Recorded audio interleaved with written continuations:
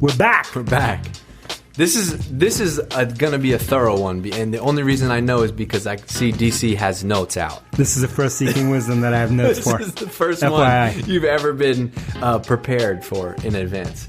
So we're going to talk about career growth, progression, and basically bringing on a management team at a startup and all the different layers. So you shared something with us recently.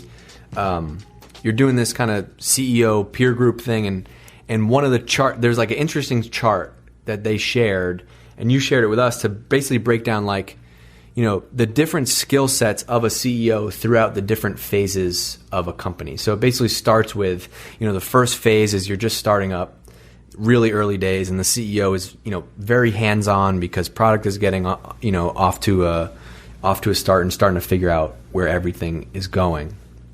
But the thing I want to talk about is, each of those phases, and kind of like something that you've said to me is just about people in their career. Like rarely does somebody start their career with a company and progress as fast as that company is growing. Yeah. It's an important thing when you're in a kind of early stage company, or any stage company, I should say, and you're ambitious and you want to grow quickly in terms of like your responsibility, in terms of your scope within that company. I have this conversation a lot with people throughout the years, and one thing that is hard for people to understand is you can control, it's hard, but you can control your own rate of growth, right? And so like the things that are easily controllable by yourself, what is hard to control, and this makes all the difference in a high growth company, whether you go up the ladder or you increase your scope or not, is your rate of learning and growth at the same rate of growth as the company. Right. So imagine these two parallel lines. And so like for them to move at the same slope, right, throughout all of time, very rare for that to happen. That's why it's very rare for people to make it throughout all the different stages of a company. Yeah, or just like, let's give an example. Like let's think about Slack, right? 3 years ago, they had no revenue. Today, they have 100 million in ARR, right? No individual could have possibly accelerated as fast. Yep. Like you don't just get to skip from 0 to 100 million in ARR. Imagine you were a salesperson there. Right. They say they don't have salespeople. They do have salespeople, FYI. Imagine you were an early salesperson there at $0 in revenue. Right. And now they're at 100 million or so of ARR. Right. How many salespeople how many people in the world do you know that could have gone in 2.5 years to grow at that same rate? Right, so, like day zero, like the first year is all about being scrappy. You're signing up every customer you can, and then you fast forward 3 years later. All of a sudden, it's like super process driven. Yep. Just logging, like looking up your Salesforce queue, calling leads every day. So if you were the first salesperson there, to be the ultimate VP of sales or CRO in that company, a year from now, you basically would have had the skill sets that would have made you great at the zero revenue stage, 0 to let's say $1 million stage. Yeah. But 3 years later, have the exact skill needed to take them from 100 million to let's say 250 million. I don't know a lot of humans that look like that.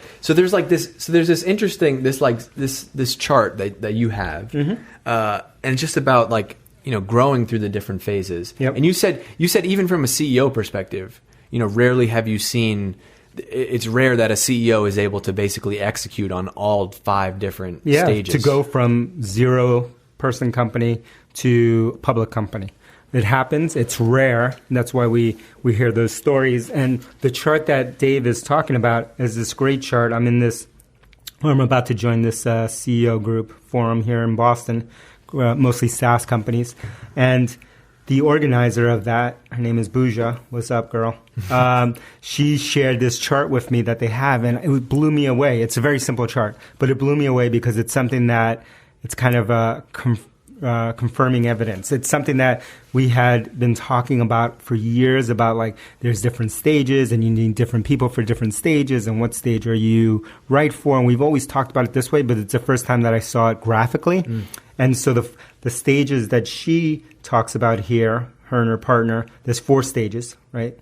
There's the startup stage, and there your sole focus is developing product. There's the second stage, initial growth stage, And there, your focus is on driving sales. And you kind of like shift from being hands-on to more of a delegator and like setting the direction. And then you go to third stage, rapid growth. There, you're trying to lead the market. And then you go into the fourth stage, continuous growth. And there, you're trying to dominate an industry. Right? And in each of those 4 sections, you go through various turmoil and ups and downs and what have you, but you have leaders that are great at different things, right? In that phase, in that early phase of developing the product, startup phase, there you're trying to become, you're trying to have leaders who are doers / decision makers. So they're player coaches, right? They're people who can lead and do at the same time because of your size. Then you keep growing into different stages, and then all of a sudden you need a leader who's good at delegating.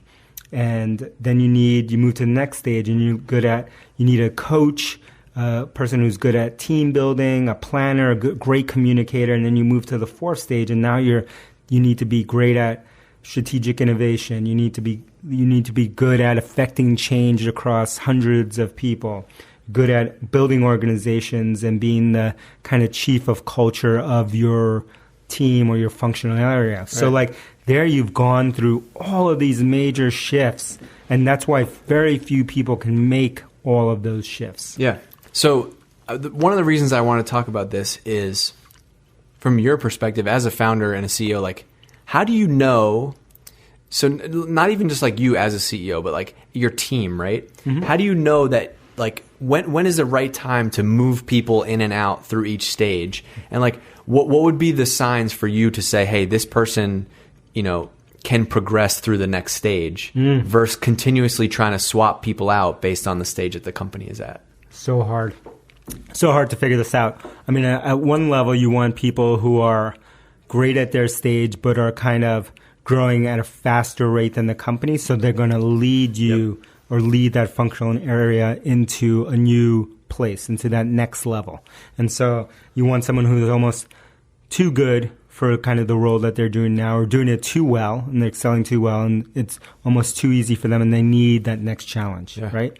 Versus someone who you see that is probably not a good person to move up there, where they're spending most of their time kind of in the weeds, most of their time kind of trying to tread water. How do you say that? Tread water. And most of the time kind of like firefighting. And so like they're trying to just keep everything in order. They're probably not a great person or probably not the best fit for you to like move to the next stage, because they're having enough trouble right now in their stage, and they're kind of hitting a plateau in their growth. This is not a bad thing. Does not mean that person's a poor performer. They could be an amazing performer for that stage. It might just mean that they're not the best person to take on the next role. Right. Mm-hmm. And you've also seen like this can also work in the opposite way too. Yep. Like you could bring on a senior exec, too early. Yeah. Right. And most of the problems actually happen in this scenario where it's the opposite way, where you bring on someone who has too much experience. So let's say they're a 4th level, they're good at the 4th level of stage, which is continuous growth and dominating an industry. So imagine you were in SaaS and you wanted to bring someone from, this is the classic mistake, Salesforce or Oracle, people who dominate their industry, and then you try to bring them into your company that's in stage 2, where all you're trying to do is get initial growth and drive those kind of first number of sales. Probably not a good person. Someone who's this great change, kind of agent of change, organization builder, good at strategic innovation is probably not the best person to be the leader who's good at just delegating and getting that. But this is a hard thing to fight, though, right? Because you look at in the early days, you look at somebody and you're like, oh man, this lady has this amazing resume from this company. This would be an amazing fit to our team right now. Yep. But basically, the whole point of us even doing this episode is like so many other factors, like the stage of the company, right? So and the important. rest of the team apply to making those decisions. Yeah, it's the number one. Well, it's one of the top. I'll just say it that way. One of the top hiring mistakes that I see that I've made myself many times, and I see other people fall into. And so we talk about this a lot with lots of friends and peers, and because most people are really good at screening people for cultural fit and for their skill set, for their job, their basic skill set and competency level, let's say. What they forget is the third thing that they need to look at beyond, culture fit and do you get along with them and are they competent or not? Are they smart or are they not smart? Is this third leg, which is what is the stage that they're naturally good at, right? Or what is the stage that they've had great experience in? And if they are naturally good at and or have had most of their experience in a certain stage, let's say that first stage or that fourth stage or whatever stage you're looking at, it's probably going to be a stretch for them to do reinvent themselves, forget everything that they've learned, because in some ways you're hiring them because of what they've learned, and ratchet it back down or ratchet it up to meet your stage. Right. And what makes it hard is that it's easy to look at a resume and see, check this box, check this box. It's harder. Exactly. It's harder to go find the people who might be up and coming and progress into that role. And it's easier to, like you said, check the box. It's seductive because it's like, wow, we got some big names. We have this big name. Yeah, you want that press release hire. Wow, this is like they hired this amazing person from this huge multi-billion-dollar company, but yet, they're just getting their initial product into market. They haven't reached, $1 million or $5 million in revenue yet, but they're hiring someone who's sold into billions of revenue per year. Yeah. It's hard for that person to make the switch. And you're almost setting that person up for failure because you're putting them in a scenario that they're not naturally good at, right? And you're asking them to race on a course that they're not prepared for. And it's hard. Another thing that you mentioned to me is like, the hard part about making those hires is that there's never really the perfect time for it, right? Mm-hmm. Usually it's going to be like, we might be 6 months too early, but the right person fits perfectly. Yep.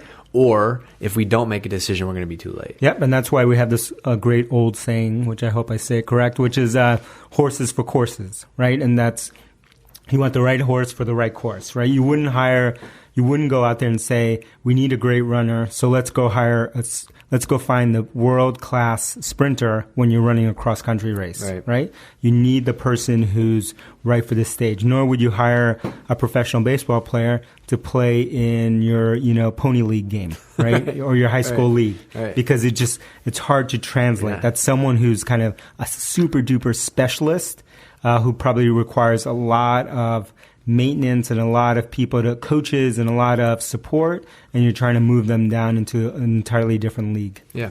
What advice would you give to somebody, though, that is like, wants to figure out how to progress through all of those stages?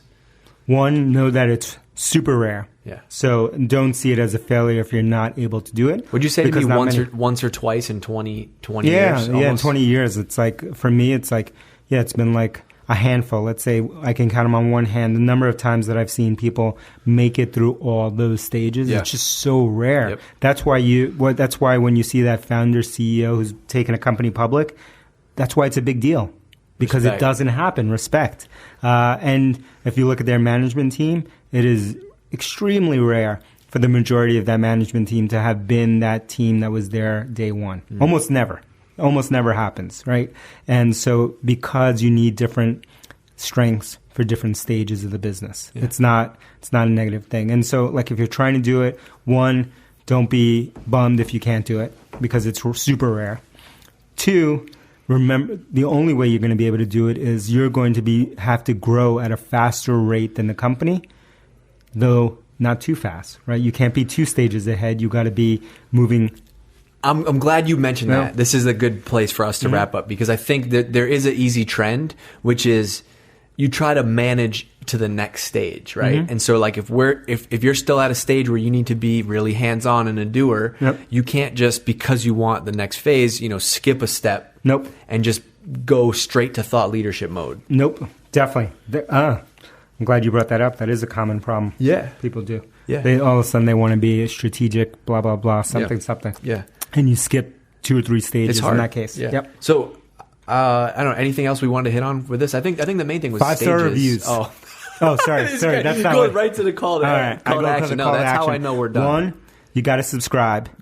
Gotta subscribe. We Overcast? haven't asked you to subscribe. Just do it. Hit the subscribe button. What are we on? Oh man! Well, how can they subscribe? Name your. Are we on favorite. Overcast? We are on Overcast. YouTube? We are on Stitcher. We are on YouTube. Okay. We are on SoundCloud. We are on iTunes. I can even give you the RSS feed link directly if you want that. Call up Dave. Damn. Hit him up. No, He'll you send know what? the I link. reply to everybody. dg@drift.com. What? That's not scalable, bro. It's the best way to start the day. Woo! Damn. All right, subscribe. 5-star reviews only. We're on a march. I think I looked this morning, 153 reviews. Plus my boy Matt. Was it 153? It was 153, but there was one weird thing about them. All of the 153 had like 5 stars next to them. It was. Is that? Yeah. Is that It's a all type? 5 stars. Is that a bug? Yeah. No. We only get 5-star reviews. Okay. My boy Matt, he's over at WordPress. You know who you are. What's up, we Matt? tweeted this morning. What's up, Matt? I hope you put that 5-star review in, bro. Yeah. All right, we're out of here. Only.